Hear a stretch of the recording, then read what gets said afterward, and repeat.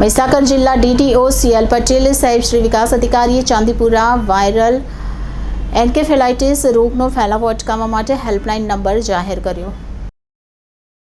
મહીસાગર જિલ્લા વહીવટીતંત્ર દ્વારા ચાંદીપુરા વાયરલ એન્કેફેલાઇટિસ રોગનો ફેલાવો અટકાવવા માટે અગમચેતીના ભાગરૂપે આંગણવાડી અને પ્રાથમિક શાળાઓમાં તેમજ જિલ્લામાં કાચા મકાનોની સઘન સર્વેલન્સની કામગીરી હાથ ધરી છે।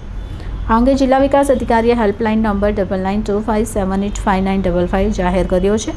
તેમજ હાઈગ્રેડ તાવ, ઉલટી, ઝાડા, માથાનો દુખાવો અને ખેંચ આવી જેવા લક્ષણો જણાય તો નજીકના પ્રાથમિક આરોગ્ય કેન્દ્રનો સંપર્ક કરવા જણાવ્યું છે।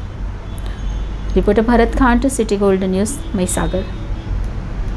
તાજેતરમાં ગુજરાત રાજ્યના અમુક જિલ્લાઓમાં સસ્પેક્ટેડ ચાંદીપુરા રોગના લક્ષણો ધરાવતા હોય એવા કેસો જોવા મળેલા છે, જેમાં મહીસાગર જિલ્લામાં પણ એક બાળકનું અવસાન થયેલું છે, જે સસ્પેક્ટેડ કેસ છે। કન્ફર્મ હોવાનું હજુ રિપોર્ટ આવેલો નથી, પરંતુ પ્રિકોશનના ભાગરૂપે અગમચેતી અને સાવચેતીના પગલાં તરીકે સમગ્ર જિલ્લામાં હેલ્થની ટીમ દ્વારા અસરકારક કાર્યવાહી, ડસ્ટિંગ અને આવા કાચા મકાનો છે એમાં કામગીરી કરવામાં આવી રહેલી છે। આ રોગમાં મુખ્ય લક્ષણોમાં 14 વર્ષ સુધીના બાળકોને તાવ આવવો, ખેંચ આવવી, ઝાડા, ઉલટી વગેરે લક્ષણો જોવા મળતા હોય છે। તો આવા કોઈ લક્ષણોવાળા બાળકો મળે તો તાત્કાલિક એ બાળકોને નજીકના પ્રાથમિક આરોગ્ય કેન્દ્ર ઉપર પહોંચાડવા માટે તમામ નાગરિકોને મારી અપીલ છે।